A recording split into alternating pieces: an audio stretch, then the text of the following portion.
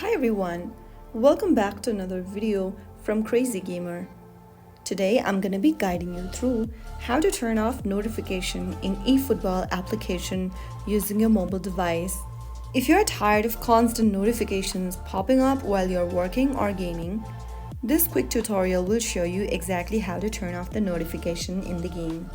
First of all, open up the eFootball application and make sure that you're inside this homepage. Once you're in, tap on Extras at the top right, and then from the menu, click on Game Settings. Click on Notifications from the Game Setting menu.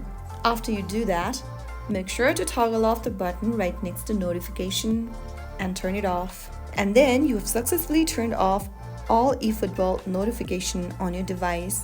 And that's it. No more pop-ups from eFootball disturbing you every time a new event drops.